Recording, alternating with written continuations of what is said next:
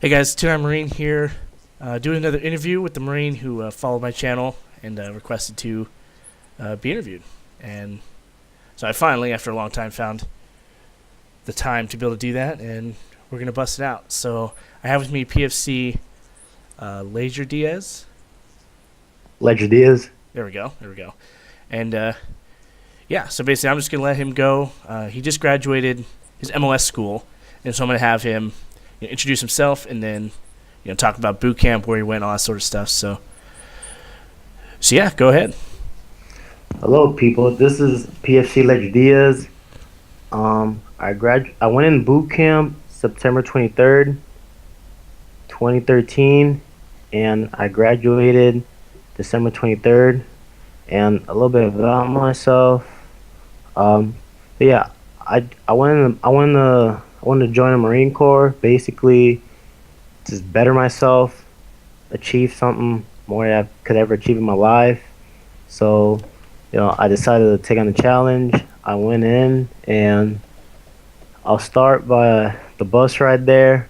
It was probably one of the most scariest experiences in my life. I mean, I saw the videos you usually see on YouTube. You hear people talking about it, but it's a whole different ball game once you're actually there and experiencing it. Mm-hmm. So, yeah. So on the bus right there, I could just feel I had, I had chills. I was shaking. I was nervous. We had our heads down all there on the ride there, and once we got there, like my heart was pounding. It was just one of those moments in life when you don't know what's going on, you're scared, you're confused, and as soon as all that was kicking in, the drill instructor came in the bus and just started screaming at everybody like, "All right, listen up! You're not arrived Marine Corps recruit depot, Paris Island." And he was just going on screaming, and the last thing he said, like, he just wanted everybody out. He kept on saying, after I say something, you respond back. Is that understood? Everyone would say, "Aye, sir, aye, sir." It was crazy, and and you could just see everyone running out the bus. Everyone looked confused. Everyone was scared. It was like a culture shock, Oh, and absolutely. yeah, it's one of the things that drill instructors try to try to do to us. And they got us on the yellow footprints. They gave their little speech about how we can no longer use words such as I, me, or my. We have to use words such as this recruits, that recruit, And after that, they put us to what's called a receiving, which is basically where you are at until you get picked up by your drill instructors. And I'll tell you something about receiving. Boy, did it suck. I, bel Yeah, it's I, it's no yeah, fun. yeah, especially coming from someone who's been a civilian habits, and all of a sudden going to this island. It's like a different world. I mean, I don't even know how to describe it exactly, but I believe that day I got I was awake for exactly, I'd say, about 2 days. This is an estimate because you get there, then you get your phone call, and as soon after you get that, they put you in this room where you have to sit crisscross applesauce, Indian style, whatever you want to call it. You're there, and it's just a waiting process. Like, like literally, I don't think I got to eat chow. By the way, chow is it's a terminology food for those who don't know. And for chow, they gave us, it's like this cardboard box, and once you open it up, it's like you have this cold ham and cheese sandwich. I really didn't like it. It also came with raisins. You have your sweets, which are just like chocolate chip cookies, or very stale. Some people like them. I didn't. And also came with your granola bar, and it always give you Gatorade. That that was chow, and you'd be eating that a lot. So for those of you who don't like this stuff, you're gonna have to get acquainted with that. And when we were receiving, it was just a whole waiting game. Like we just wait, and they would send us to different rooms, like a lot of paperwork we have to sign. It's it was basically a lot of paperwork and waiting, and you don't get any sleep until after you get picked up by your receiving drill instructors, where they'll teach you the basics. I know once we got picked up, he'd give us like a brief introduction, and he'd literally go step by step with us, like how to make your racks. It had to be there's a certain way to make your racks, like 45-degree angles on the fold. It wasn't that bad. Um, I had the luxury of joining the buddy program and going with my friend, so at least I knew somebody.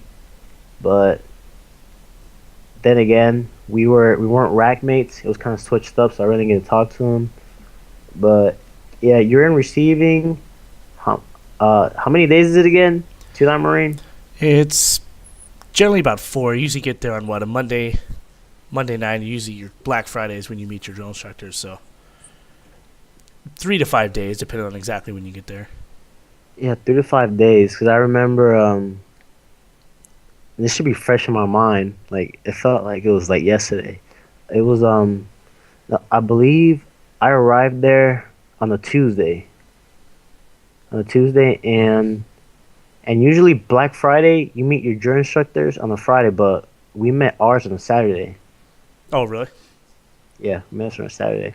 Yeah, during receiving it was basically a lot of cleaning. I mean, it came to a point where a lot of the guys were just kind of going through the motions, really, not really caring that much.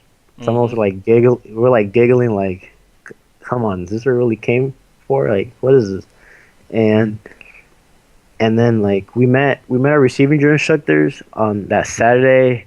It was boy, it was scary. Like our first came the CO. He gave his little speech. CO's our commanding officer. He gave his speech. Then after that came the series, the series CO, because there's a company and there's a Mm-hmm. series officer. He gave his speech, and after that hell broke loose. Then came our senior drill instructor. His name was senior drill instructor Sergeant Tompkins, which by the way I had the pleasure of meeting in my MOS school in North Carolina, Camp Johnson. He was taking the sergeant's course, so I got to meet him. Oh, so he was done being a drill instructor and was heading there. He was taking his sergeant's course. He's getting close to me for the staff sergeant, but I got to meet him, and he's doing good. Good, good. So we met our senior drill instructor, and after that you have your little hatch, which is the senior instructor hatch. You have our kill hats. Our kill hats are basically usually the junior drill instructors, because how the drill instructor works, usually it's by like it's like a structure. You have your senior drill instructor, which is the highest, and you have your heavy hat, which is second highest. He usually he's the one that usually does drill with us. Then you have your knowledge hat, which is third in command. Your knowledge hat usually teaches you all the knowledge you need about Marine Corps, like how to drill, how to all the history that you need to learn for the Marine Corps, all that good stuff. Then after that, usually you have your fourth hat, which is your kill hat. They are the ones that basically make you play games. And in the Marine Corps, when you play games, don't get it twisted. Games are like having you do very hazing exercises, like having to sit down, stand up, run to the corner, run back. They make you. One of the games they like to play a lot was two sheets in a blanket. Have you heard about that, Tuna Marine? I haven't, not by that name at least. It's basically where they make you do your racks, then they make you undo it, They make you bring on the sheets to the line, then do it again. That was two sheets and a blanket. Oh yeah. Oh yeah. That was one of their favorite games, and boy, did we hate it. We hated it. Um, but yeah, those usually you have about three drill instructors. Mhm. We had the we had the unfortunate event of having five, and I'll get into that story later. But they introduced our drill instructors, whatever. They came in. It was very hectic at that time, and as soon as they were introduced, it was just hell loose. They literally started running through the line, destroying our houses. They would flip the foot lockers. All of our clothes were mixed up. It was just that was a very hectic day. I mean, you could sense the fear in everyone's eyes. We were just all scared. We didn't know what was going on, and it went on for quite a while. I mean, it was because you have boot camp is split into three phases. There's first phase, second phase, third phase. First phase, it was basically it was that it was just chaotic and hectic. Really, it was a lot of people were scared. I mean, me, I was I was one that was scared too. So it was a terrifying moment. Uh, there were some stories I'd like to tell you guys. It was this one recruit. His name is for for the video. I'm not gonna say his name. Not to point him out. It was this one recruit that just couldn't do nothing right. He it's I don't, I was his rack. I was right next to him. I tried to work with him, but this recruit could do nothing right. He was always on the floor on the quarter deck getting IT'd. He just couldn't. He, it's like it's like the drill instructor will tell him to do this. He'd do the opposite. I don't know if he had some kind of mental disorder or something, but he just could do nothing right. He'd forget a lot of things in the mornings when he had to scream and shout. He wouldn't scream, and he he got put on a quarter deck a lot. Um, there's this thing in the Marine Corps called you have like a if you're a really bad recruit, they put you in the trial system. You get like 5 days the trial system, and he ended up failing all 5 days, and somehow and some way he made it. I don't know why, I don't know how, but he made it. And there was this other recruit who saved his life, cannot get up a rope.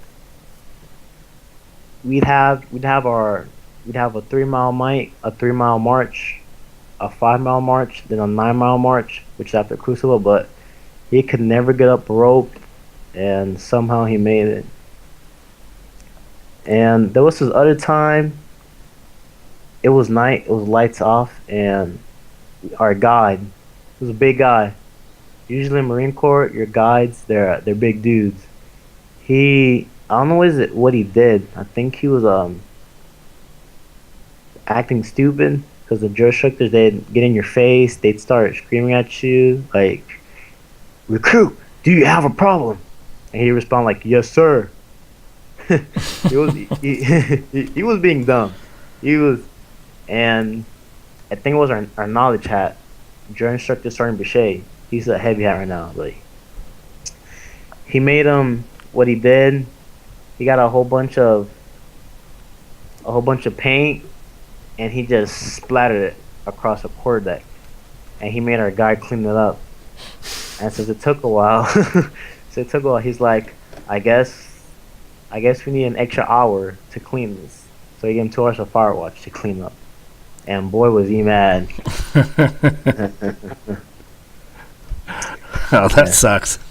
That did suck. And there was another time where in boot camp you have what's called fire watch, which basically you have to stand in a certain place for a certain amount of time, and you have to walk your post in a military manner.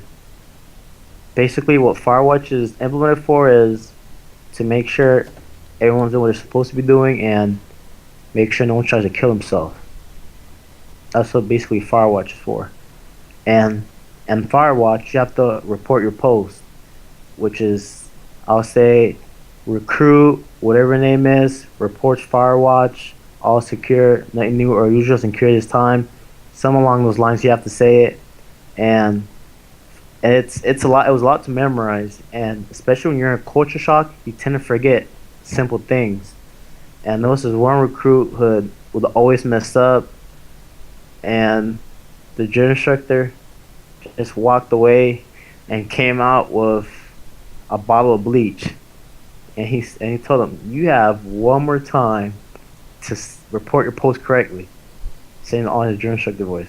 And the recruit just messed up again, so the drill instructor started, as he was messing up, he started unbottling the bottle and just splattered it all over his uniform. It was hilarious. And of course, he made it clean it up too. Of course. All this being said, this was all first phase, and what I really enjoyed about first phase was drill. A lot of people mess up in drill, and it was funny when someone messed up. Our drill instructor would make us run around. Our drill instructor would say things like, "Oh, good. You want to mess up? Good. Run that way. Stop. Run back. Run that way. Run this way." And our heavy hat would get creative. He'd tell us, "Okay, good. Since you guys want to mess up, run to Florida." So we start running, and then he'd stop us. He'd say, "Florida's that way," and made us run the opposite direction. Uh, it was funny. I mean, it went on for a while for first phase. One thing I have to say, I was Delta Company in boot camp. I don't know if I said this. I was platoon 1098, Delta Company, and a history about Delta Company. I think it was 2 or 3 cycles ago.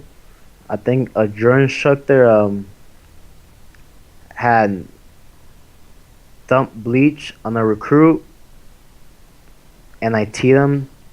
He had given him a bad IT session, and not sure exactly what happened to the recruit, but I think he got second-degree burns or something, and he got From the medically bleach. discharged. Yes, yes, we were nicknamed Dirty Delta because of that. But That he got his sucks. EGA. Yeah, he got medically discharged.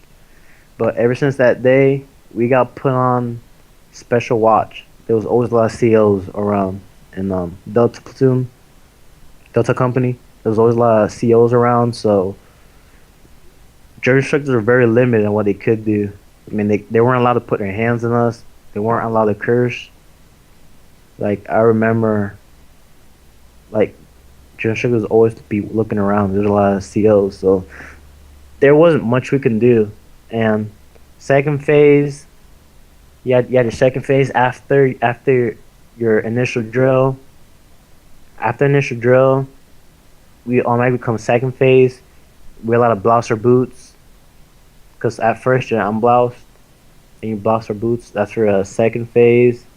And as soon as that happens for second phase, we go directly to the gas chambers. Fun And times there. no, the gas chambers suck. If I could describe it, I mean, I was scared the whole entire time. There was a Marine who was giving us the classes how to use your mask. You had to like clear the airway out. You had to like breathe through the mask to purify all the air that's inside to come out. I mean, it was simple directions, but it's just being so scared and nervous. Like, you forget the simple things. Mm-hmm. And I remember it vividly. We'd all stand in the line, and we would see the people in front of us, the Marines in front of us, the recruits at that time, running out, and they were panicking and being scared. I was like, "Oh God, this is happening." I was scared. And when it came our turn, we went inside there. We had our masks on. Well, I was first battalion, so I don't know how other battalions do it, but we went in there, the room was hot. It was small. They had us all stand on close to the wall. Then they make us left haste and do jumping jacks and whatnot. And then after that, all hell came loose. One of the drill instructors turned on. It was this these big tubes of CS gas, which is tear gas. They Hmm. would they would they would open it up, and you'd see all this gas in the room start start manifesting in the room. And so they'd have us do a couple of exercises like jumping jacks, push-ups. Then after that, which this is the part that I dread the most, they told us to break the seal. And breaking the seal is basically you get both of your thumbs and you have your mask, right? And then make you break it, basically put your thumbs inside the mask and lift it up. And it was probably one of the worst times in my life because as soon as I lifted up, I knew better. My instinct was to hold my breath and close my eyes. But I would hear people screaming and shouting. They were just screaming in pain. We had this one Marine who ran outside the door. He He just just couldn't ran take out. it. He couldn't take it. He ran outside, and we paid for it. What was supposed to be a good 30 seconds ended up being 3 minutes. And I tried to hold my breath as long as I could, and then I was like, my next breath I took in, I just started coughing, and I could feel like my lungs were on fire. It was ablaze.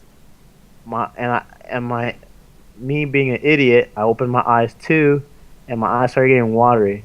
It was just coughing. It was a burning sensation. I felt like I was gonna cough out one of my lungs. This went on for a good 2 minutes, just coughing there. We had one drill instructor frigging pin the guy to the wall and tell him to calm down, relax, it's gonna be okay, in his drill instructor voice. This went on for a good 2 minutes, and after that, we had a CO walk in, be like, good, let him out. As soon as the door opened, everyone started running out. Me, when I ran out, I had like snot coming through my nose. I mean, a lot of people are throwing up. I couldn't really see. It was chaotic. It was crazy. But a good thing about that though, usually once you go to boot camp, you're around a lot of people that around the world, and usually you get sick. But after the gas chambers, I wasn't sick no more. Yeah, it Like, clears you out pretty good. yeah, I got it all out of my system. But yeah, getting that out of the way. Fast forward to the rappel tower. Funny thing, that same Marine that ran out of the gas chambers, when it was his turn to go down the ropes, because the rappel tower usually have these high towers, and they tell you how to rappel. There's a certain way. You have a brake hand, and you have another hand that you guide the rope down.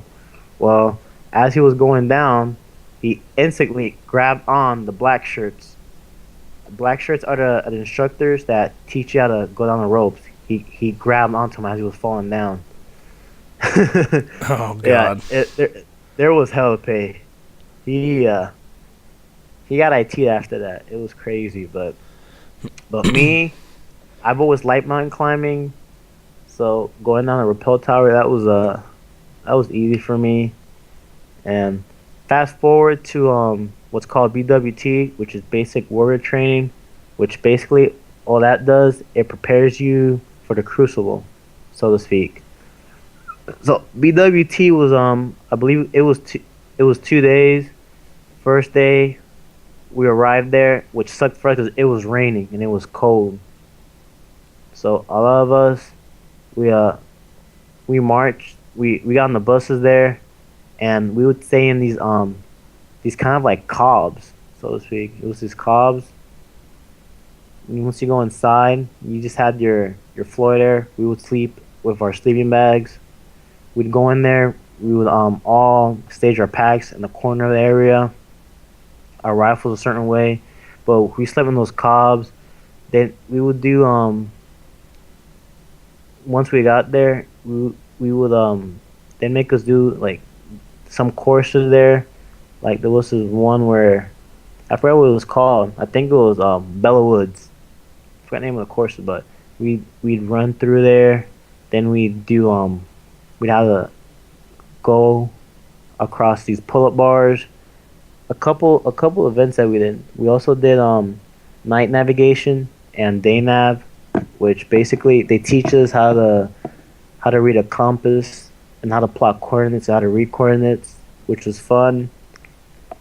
That was day nav, and night nav was funny because they tell us how to use the luminous what you call it, you know, tuna marine, the in the compass when it lights up, the luminous. I forgot what Oh, it's called. yeah, I know what you're talking about. Yeah, I just can't think but of the basically, name. yeah, I can't think of the name, but basically it lets you see through at night. Yeah, And we basically glow in stopped. the dark. Yeah, it glows in the dark. And they left us at point A, and we had to find these ammo cans with a certain number on it to verify that we know how to get there, how to navigate. And there was a twist to it that I didn't know. It was dark, and we were allowed to use our flashlights. We call moonbeams. We had to use a red light Hmm. to. It was. It's all. It's to make it seem like if we were in combat and we were in enemy territory, we had to dim our lights. That's what I had to use red lights. But there was a nice twist to it. Our kill hats were walking around trying to confuse and scare the recruits. It was funny because I fell prey to one of their games. One of them, it was my knowledge hat, Jordan Sugar Sergeant Boucher. He out of nowhere he just said, "Hey, is that number? Is that the first can?" And I said, me being stupid, I said, "Oh, dude, I thought you were a DI," and I paid for that. He was like, "Oh, so I guess we just say DIs, right?" Because in boot camp you have to say Jordan instructor, but I said Right. DI, and he just ran up to me. He was like, "What is your name, recruit?" I was like, "Recruit LegerDiaz." Oh, LegerDiaz, right? 2 hours of Firewatch. I got 2 hours of Firewatch that night. He scared Lake Shannon. He scared the shit out of me, and I was like, "You better run away now." And I just ran away with my buddy, and we ended up not finishing that night because we got so off track. We were scared, and we ended up not finishing. And there was a certain amount of time where if you didn't finish, they would sound the alarm and lights would turn on and they make everybody go back to the Thunderdome. The Thunderdome is basically you have a roof, and you have your mulch area. It's basically this place where everyone goes and meets up. But we ended up not finishing that night, and that being said, we weren't the only ones that fell prey to those games. There were a lot of drill instructors out there trying to confuse and mess around the recruits there. And after that, we were just walking around aimlessly trying to find our next point. And we ran across another drill instructor that he was like, "Hey, come over here real quick." And we knew he was by himself. We just kept on walking by. That was a scary moment there. We were all confused. Yeah, the dark can definitely throw you. That's for sure. hmm That was night nav. Wait, you want to say something? No, no, go ahead. Okay, that was night nav. And fast forward to after that, we had our. It was like an endurance course. They make us run through a whole bunch of things. They tell us how to low crawl through the barbed wire. We had to do a day and night of that. We had to low crawl through barbed wire. We had to jump over walls with our rifles. There's a certain way to do it. You put your rifle on top and you jump over it. We were like in fire teams, 4 people to a group. They would they would throw smoke grenades at us for a it was for instructional purposes. They throw smoke grenades at us to show us, I don't know, like combat, I guess. Yeah, just to That was disorient you. Yeah, just to disorient us. It was that, and that was the end of second phase. No, sorry, that was third phase. It's been a while. No, second phase. That was, I believe, that was at the end of second phase because also in second phase there's your rifle qual, there's your ranges. There was grass week. Grass week was basically, I hated and dreaded it because they made you sit for a certain amount of time in the position. There's a sitting, there's a kneeling, there's a standing. My worst was part of the kneeling because I had bad knees and it hurt. Kneeling in the position for a certain amount of time for hours end. That sucked. Hmm. Grass week. That was bad. Yeah, and your legs start to fall asleep and shit. Mhm. And your drill instructors looking over you. We had our PMI, which was our our marksman instructors. We had he teach us all the fundamentals and whatnot. And there were at times where people would get lazy, and he'd make us play games, make them do it by the numbers, which sucked. Um, there was that grass week. There was a rifle qual. Rifle qual was pretty easy. I mean, as long as you apply the fundamentals, which is like your breathing control, your aiming, your trigger control, rifle qualing was pretty easy because I ended up qualing with expert. Oh, It's good. pretty easy. Yeah. And you guys used the ACOGs and stuff, yeah? Yes, we had the ACOGs. It was pretty much if you can aim at the middle, if you line up your target and you shoot, you'll automatically hit in the middle.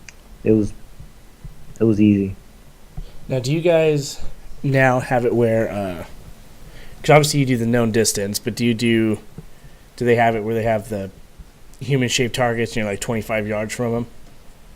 Oh yeah, we had that. We had now the 25 target. That was for our movement course. Hmm. That's where we have to move and pinpoint and shoot. Yeah, Yeah, we did when the when I was 20. in boot camp, we didn't have that part of it. We just had the 200, 300, and 500, and then that was it. But they've had all Yeah, that other we stuff now, which is good. They certainly needed to, but they didn't have it when I was there. they did get rid of grenade throwing in boot camp because before you were allowed to do it, but you can't do it no more. They Yeah, they do that in MCT now, right? yeah they do that in MCT, but that's another story because we didn't get throw grenades because of weather. It was snowing, but I'll get to that later. So rifle call was pretty easy. We did that. Yada yada yada. Fast forward to the crucible. We got up early. We got up at like 4 in the morning, 5 in the morning, and we all got ready. We had our main packs, which is the big packs, with our glow belts on, lined up in line. Our We had fruits in the bag too for the hikes, because when you hike in the Marine Corps, they get they have stops and they give you pieces of fruit. I don't know if they did that back in the day with you to that Marine. Yeah, they would hand out fruit. We didn't carry it on us, but they would come around and give it to us. Yeah, they would give us the fruits. Um, we got up early that day. Then we went out outside of our squad base. They'd mark with chalkboard on the sidewalk where to stand for your fire team, your fire squad, and we lined up there, and we each were giving a drill instructor as our fire team leader, platoon sergeant. Hmm. And at that point, they were talking to us like normal human beings. Like I was surprised. One of our kill hats, it was Sergeant Acosta, probably the best laid back drill instructor we had. He started talking to us normally like a human being, like, okay guys, okay Marines, well not Marines, like recruits. all right, do this and that, and he was very relaxed and laid back. And as we marched on the crucible, we were marching and we arrived at the area, which is basically what we did for our basic warrior training. It was basically the same huts we stay at. So we settled in there, and then we marched off and we started doing various courses of the crucible. I mean, the crucible wasn't bad. It was basically you're basically going through a lot of different courses, such as low crawling, carrying a ammo tray can. I mean, the crucible wasn't bad. We'd do that, then we'd go to sleep. We'd get anywhere from 4 to 6 hours of sleep. Get back up the next day, more tired than usual. Do that. They handed us now before. I believe they only gave you, what was it, one MRE. Yeah.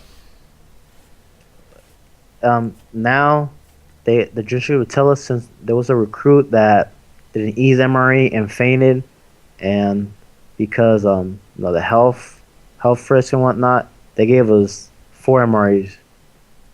Oh, damn. Yeah, we have 4 MREs. So we That must have been nice. it was they let us consume our MREs how we wanted. To be honest, I mean, they gave us a certain chart, a meal plan to follow, but everyone pretty much just ate MREs as you wanted them to eat. And after every course we do, we'd have downtime where we would gather around in a circle, and our kill hat would talk to us and ask questions. What you want to know about Marines? How's the fleet like? This and that. And we would also eat our MREs there. Mm-hmm. It wasn't as bad as I thought it'd be. Sure, we were physically tired because all the courses you had to do. There's one course that I dreaded. I believe it was the last night of the crucible. The last night before we went to sleep and marched back to the parade deck.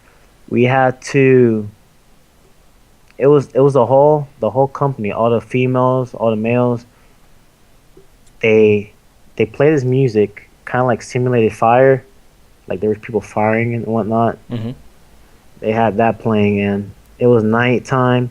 They made us get a ammo can, and we had a low crawl through a whole bunch of obstacles.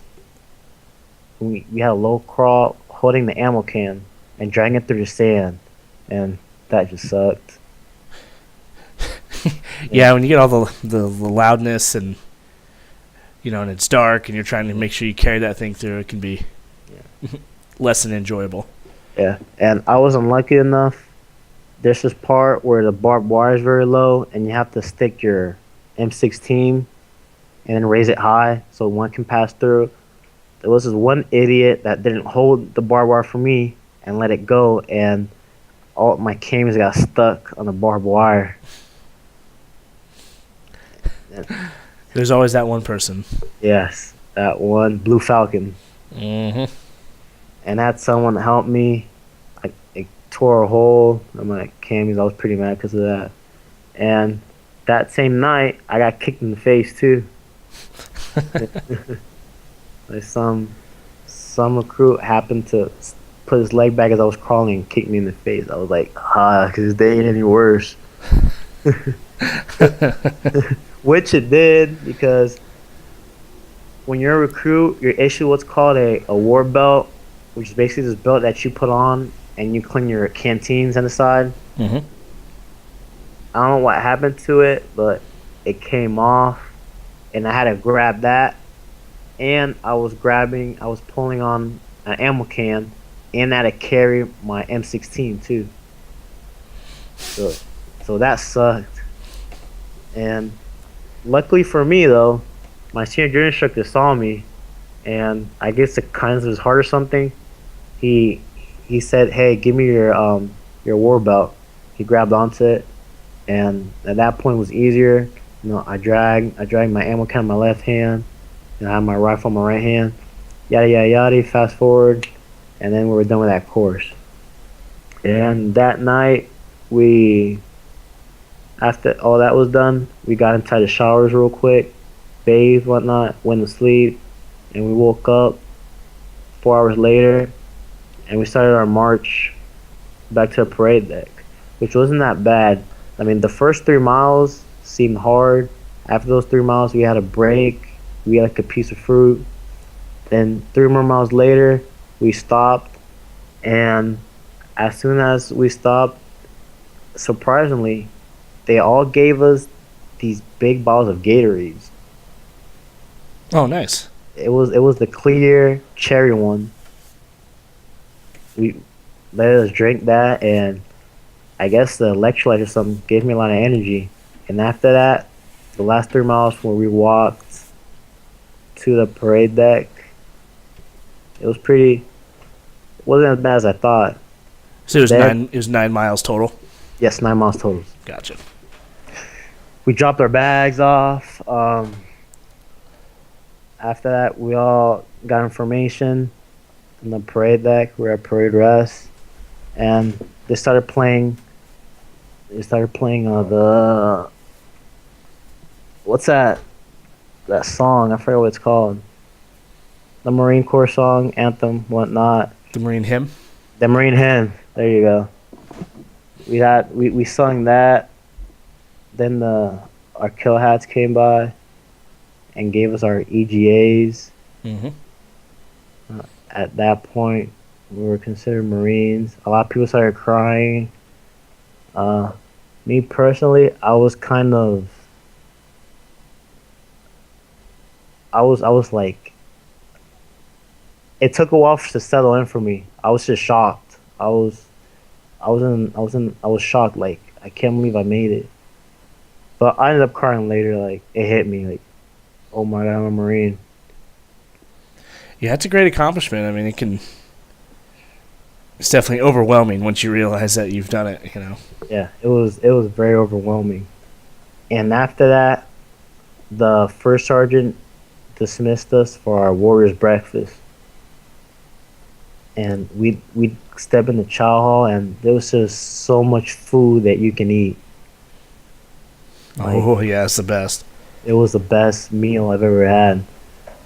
I literally had so much food on my tray. I just kept on eating so much, which was dumb of me because I threw up. A lot of guys do. Yeah.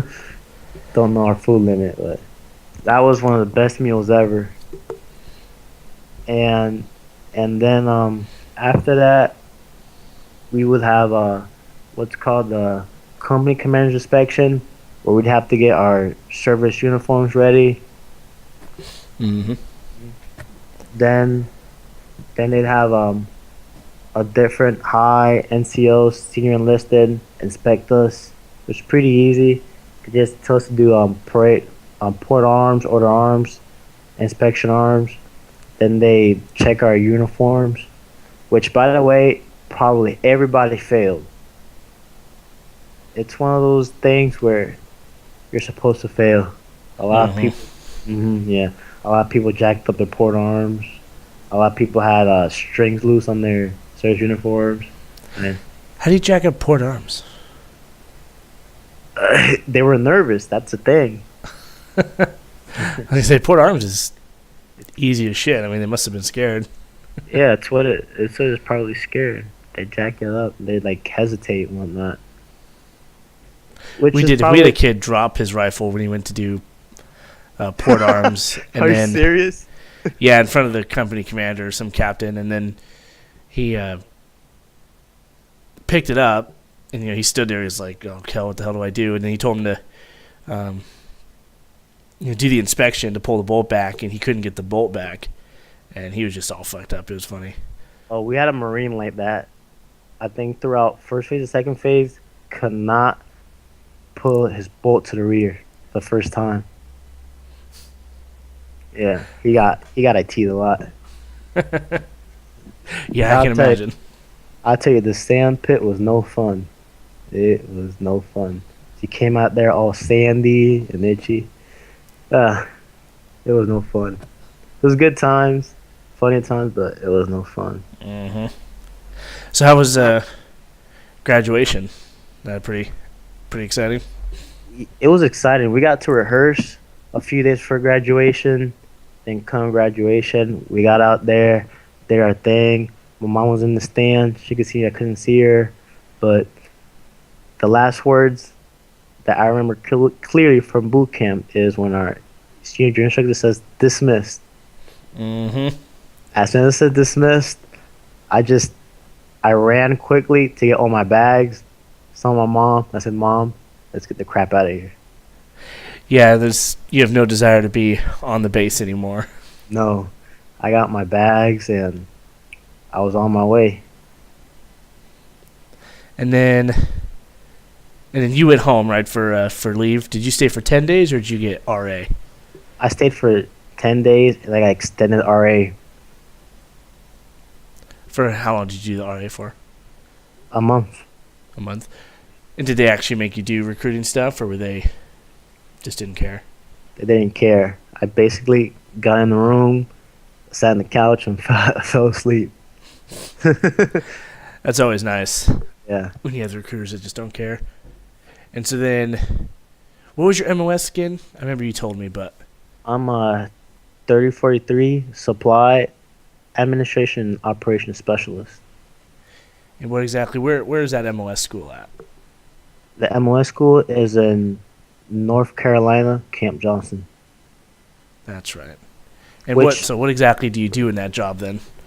in that job, basically it's basically inventory. We basically keep accountability of all gear, and we issue all the gear for like the grunts, everybody that needs gear, and we do it through this website called MCCS.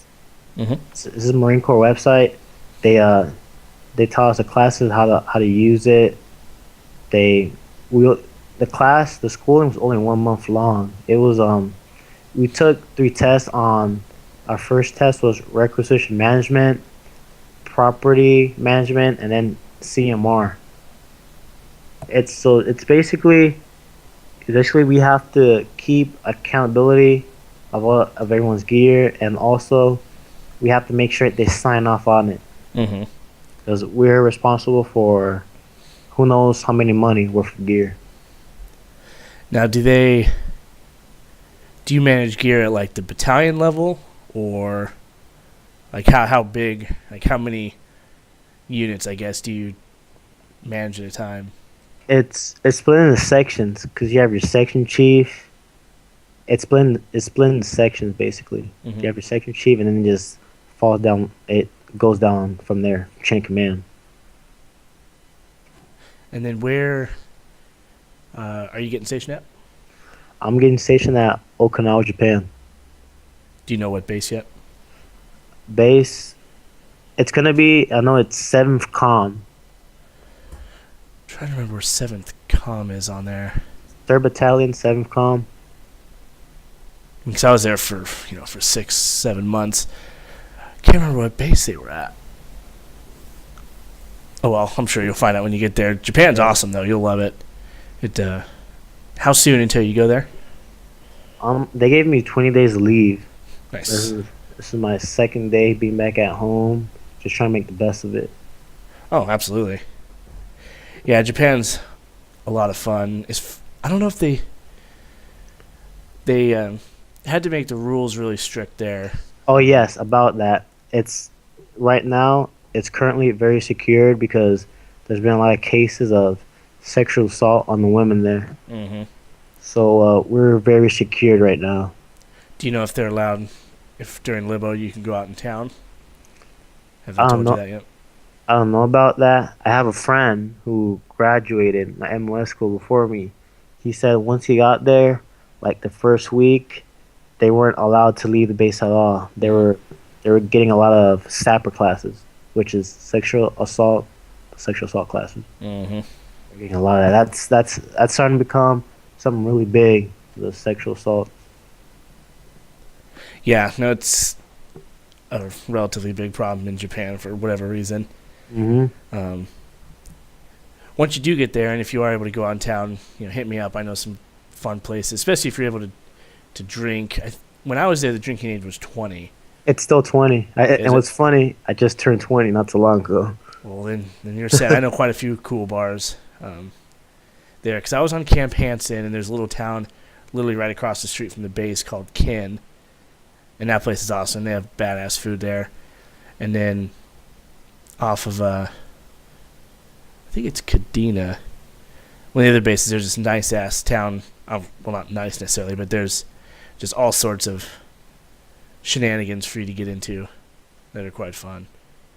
Hoorah. Hopefully you get to go, during your time there, hopefully you get to go up to mainland Japan and, like, go to Tokyo and stuff. You'll enjoy that. Tokyo's a blast. Oh yeah, definitely Tokyo. I've been dying to visit that place. Yeah, it's interesting, especially, if you've never really left the U.S., and then you go there and you're just, it's definitely a change, and I had a blast. I absolutely loved it. I actually had a friend who got stationed at Iwakuni, which is mainland Japan, so I was kind of jealous of him.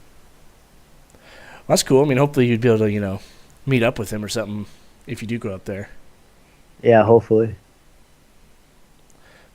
Well, sweet. I mean, is there anything else you want to tell him?